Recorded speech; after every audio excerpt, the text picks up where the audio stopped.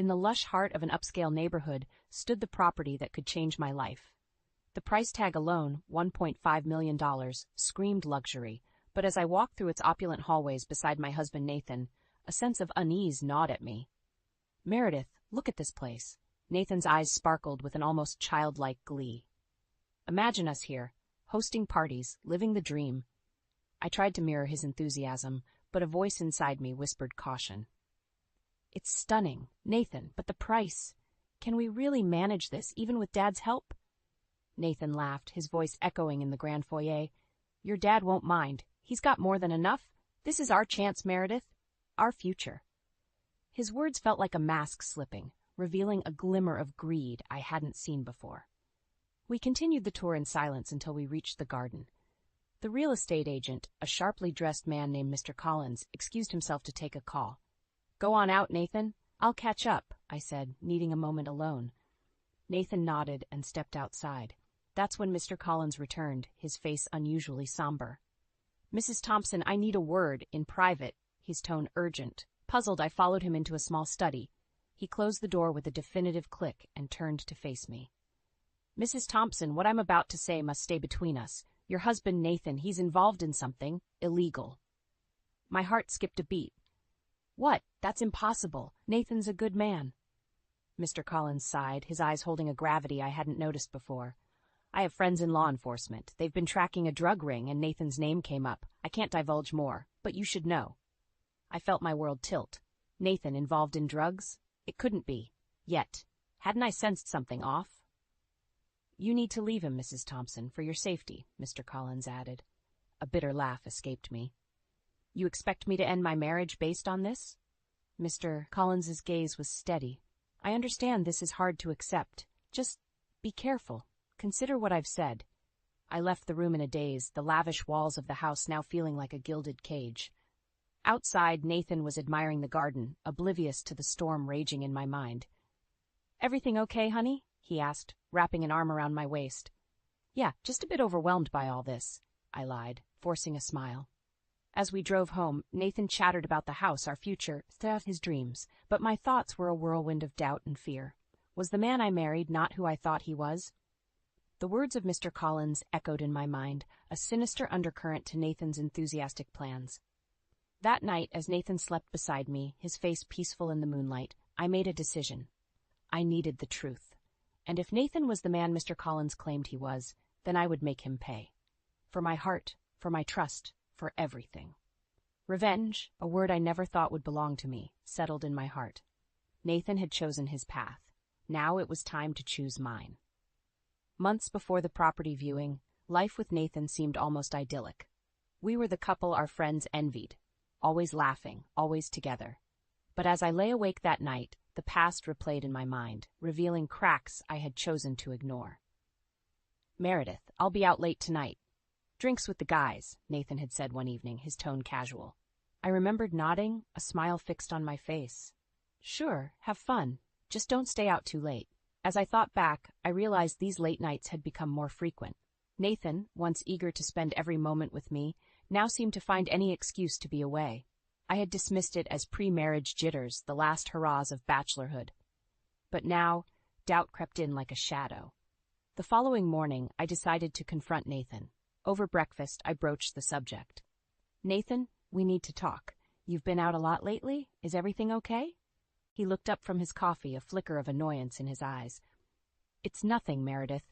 Just enjoying my freedom while I can. You know, before the ball and chain." His words stung, and I pushed back my chair, standing up. "Is that how you see our marriage? A ball and chain?" Nathan's expression softened, and he reached for my hand. "I didn't mean it like that, Meredith. I love you. I'm just getting it all out of my system." I wanted to believe him, to return to the blissful ignorance I had basked in. But the seed of doubt Mr. Collins planted refused to be ignored. That afternoon, I called my best friend Lisa, seeking a sounding board. "Lisa, do you think I'm overreacting? Nathan's been so distant lately." Lisa's voice was hesitant. "Meredith, you know I love you both, but I've seen Nathan out. He's not always with the guys." Her words were a punch to my gut. "What do you mean?" "He's been seen around town with some unsavory characters." I didn't want to say anything, but I felt a chill run down my spine. Nathan's late nights, his evasive answers, and now Mr. Collins's warning, it all began to form a sinister picture. Over the next few days, I observed Nathan. His phone, once left carelessly around the house, was now always on him, buzzing with constant messages. His once warm demeanor towards me cooled, replaced by a detached politeness. One evening, as Nathan prepared for another night out, I confronted him again. "Nathan, who are you meeting tonight? You're always so secretive." He paused, his back to me. "Just some old friends. You wouldn't know them." The lie was evident, and I felt a surge of anger. "Nathan, I'm your wife. If there's something going on, you can tell me." He turned, his eyes hard. "There's nothing to tell, Meredith. Just drop it." As he left, slamming the door behind him, I felt a resolve harden within me. Nathan was hiding something, and I was going to find out what. No more excuses, no more lies. I was done playing the dutiful, oblivious wife. That night, as I sat alone in our cold, silent house, I knew one thing for certain. The man I married was a stranger, and I was going to uncover the truth, no matter the cost. The ensuing days felt like walking through a thick fog. Each smile Nathan flashed, every affectionate gesture now seemed tainted with duplicity. I watched him, the man I had pledged my life to, with a skeptic's eye, searching for the truth behind his mask. One evening, as we sat in our living room surrounded by real estate brochures, Nathan's true nature began to emerge more clearly. "Meredith, look at this one," he said, pointing to a brochure featuring a mansion that screamed opulence. "Your dad won't mind footing the bill for this, right?" I felt a pang of disgust at his casual expectation of my father's wealth.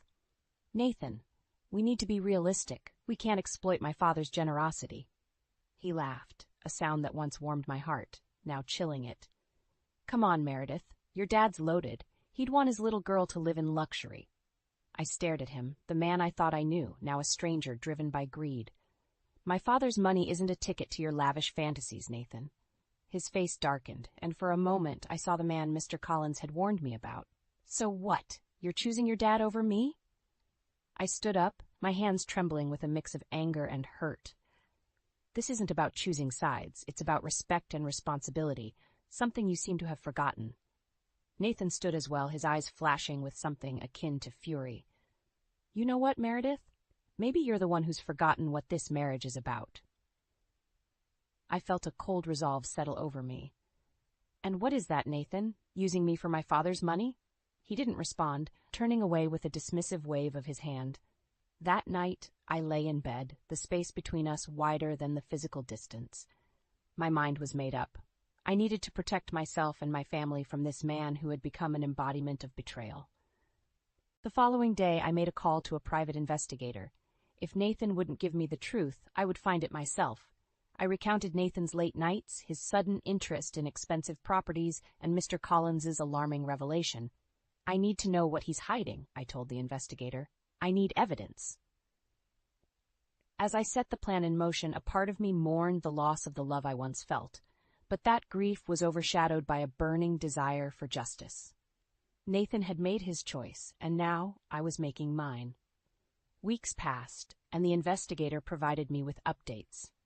Nathan's business meetings were nothing more than rendezvous with known criminals. The late nights were not spent with friends, but in shady dealings. Each report was a nail in the coffin of our marriage. I confronted Nathan one last time, armed with the evidence. "I know about your dealings, Nathan. I know about the people you've been meeting." His reaction was not of remorse, but of rage. "You had me followed? You spied on me?" "Yes, because you left me no choice," I said, my voice steady despite the turmoil inside. "I trusted you, Nathan, and you betrayed me." He scoffed, turning away. "You're just like everyone else. You don't understand what it takes to make it in this world." As he left the room, I knew there was no turning back. I had seen the real Nathan, a man consumed by greed and deceit, and I would not let him destroy me. I would fight back with every resource at my disposal. Nathan would learn that betrayal comes at a price, and I would be the one to collect it. The day of the property viewing loomed like a dark cloud. I knew it was more than just looking at houses. It was a confrontation with the truth about Nathan. As we drove in silence, my mind raced with the reports from the private investigator and the images of Nathan's secret life.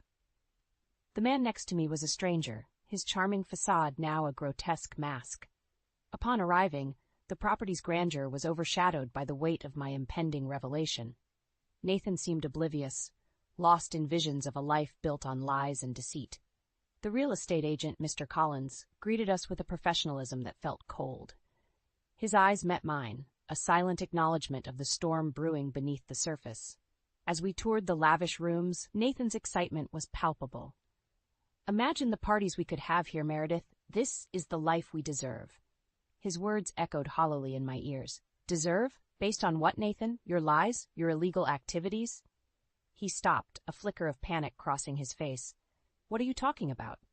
"I know everything, Nathan. The late nights, the criminals, the drugs. You've been living a double life."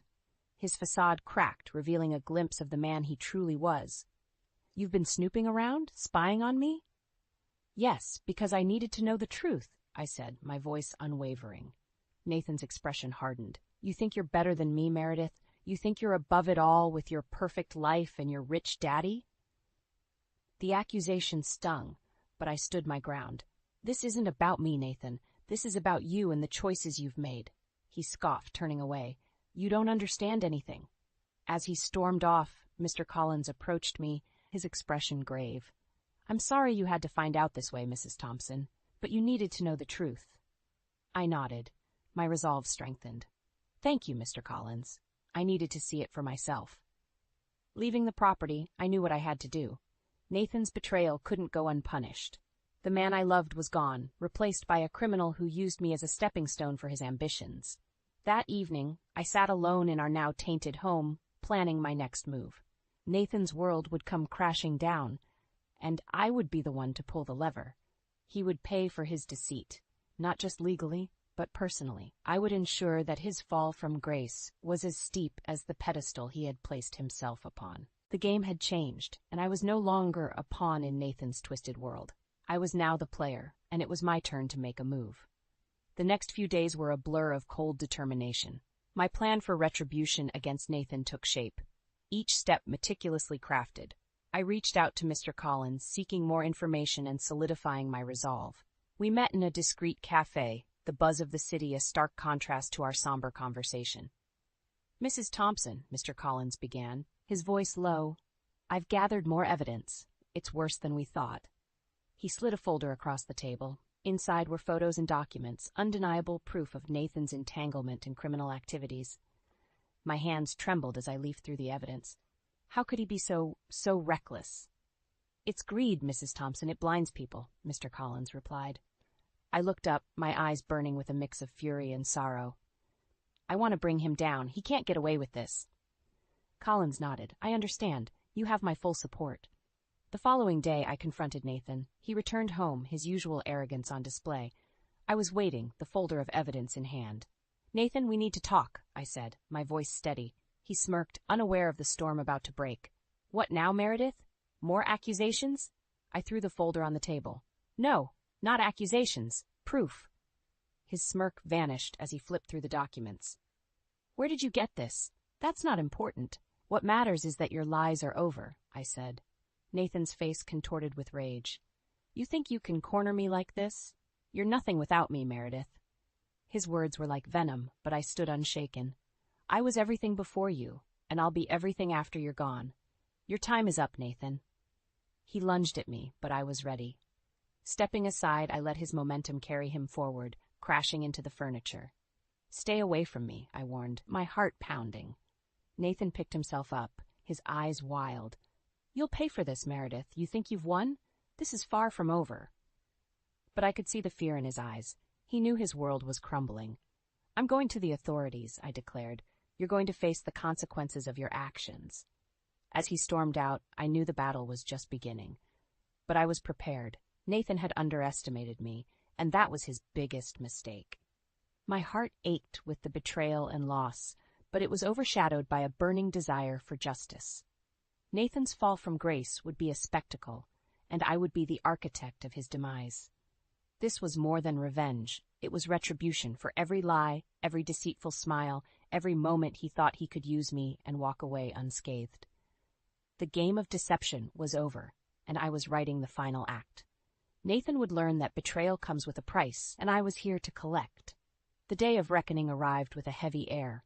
I stood in the living room, the evidence of Nathan's betrayal neatly compiled on the coffee table, waiting for him to return. My heart raced with a mix of fear and anticipation. Today, Nathan's charade would end. The sound of the door opening sent a shiver down my spine. Nathan walked in, his usual confident stride faltering as he saw the determined look in my eyes. "Meredith, what's this about?"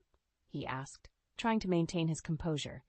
"It's about the truth, Nathan," I replied, my voice unwavering. "The truth about who you really are." He scoffed, attempting to deflect.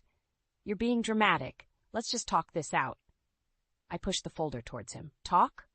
Like how you talked your way into illegal dealings? Or how you talked about love while betraying everything we stood for?" Nathan's facade began to crumble, his eyes betraying a flicker of panic. "Meredith, you don't understand. I did this for us, for our future." "By destroying it?" I countered sharply. "You did this for yourself, Nathan. Your greed, your lies, you've ruined everything." He lunged towards me, his face contorted with rage. "You think you can judge me? You, with your perfect life and your daddy's money?" I stepped back, my resolve hardening. "This isn't about me, Nathan. It's about your crimes, your choices, and now you're going to face the consequences." Nathan's anger turned to desperation. "Meredith, please. We can fix this. I can fix this." But it was too late. "There's nothing left to fix, Nathan. You made your choices, and now you have to live with them." With a trembling hand, I dialed the number I had prepared. Within minutes, the sound of sirens filled the air, and police officers arrived at our door. Nathan's face drained of color as he realized the gravity of the situation. "You called the police?" "Yes, Nathan. It's over," I said, a mix of relief and sorrow washing over me. As the officers handcuffed him, Nathan turned to me, his eyes filled with a toxic combination of anger and disbelief. "You'll regret this, Meredith. You've just made the biggest mistake of your life." But I stood firm, watching as he was led away. The man I had loved was gone, replaced by a stranger whose deceit and greed had consumed him. In the silence that followed, I felt a weight lift off my shoulders. I had done what was necessary, not just for me, but for the justice that Nathan had so callously disregarded. The path ahead would be challenging, but I was ready to face it. Nathan's betrayal had shattered my trust, but it had also revealed a strength in me I never knew I had. As I looked around the empty house, I realized that this was not an end but a beginning of a new chapter, one where I was no longer a victim of deceit but a survivor, ready to rebuild my life on my own terms. The days following Nathan's arrest were a whirlwind of emotions and legal proceedings. Sitting in the courtroom, watching the man I once loved now reduced to a criminal defendant, I felt a complex mix of triumph and heartache. As the judge delivered the verdict, guilty on multiple counts, Nathan's face was a mask of defeat. He turned to look at me, his eyes a mix of anger and despair. In that moment, I saw the remnants of the man I had married, buried under layers of greed and deception. Outside the courtroom, the press swarmed, eager for a statement. I faced them, my voice steady. "Justice has been served today. It's a sad day when someone you trusted betrays not just you, but the law." The following weeks were a time of reflection. I realized that my marriage to Nathan had been built on a foundation of lies. But I also recognized the strength and resilience I had found within myself. I decided to start anew, leaving behind the tainted memories of our shared home. Selling the property, I moved into a smaller, cozier place, one that represented my new beginning. One day, while settling into my new life, I received a call. It was Nathan's parents. They wanted to meet, to apologize for their son's actions. We met at a quiet cafe, and the remorse in their eyes was genuine. "Meredith, we're so sorry for what Nathan did to you," his mother said, her voice quivering. I nodded, acknowledging their pain. "Thank you, but Nathan's choices were his own. You don't need to bear his guilt." His father, a stoic man, handed me an envelope. "We know it can't undo the harm, but please accept this as a token of our apology." I opened the envelope to find a substantial check. I hesitated, then pushed it back. "I appreciate the gesture, but I cannot accept this. Nathan's actions are not your responsibility." Their gratitude was evident, and we parted ways with a mutual understanding and respect. Months passed, and life settled into a new rhythm. The experience with Nathan had changed me, but it had also opened my eyes to my own strength and the importance of trust and integrity. One day, I received news that Nathan had been released on parole. A part of me tensed at the thought of facing him again, but I realized that he no longer had power over me. I had moved on, leaving the shadows of our past behind. I learned that Nathan had started working, trying to rebuild his life. Whether he had truly changed, I didn't know, but it was no longer my concern. My journey had taught me that some people come into our lives as lessons, and Nathan had been my harshest one. As I walked through the park, the sun setting in a brilliant array of colors, I felt a sense of peace. The chapter of my life with Nathan was closed, but my story was far from over. In the end, I had not just survived, I had thrived. And as I looked towards the future, I knew that whatever challenges lay ahead, I was ready to face them with a heart that was stronger, wiser, and more open than ever before.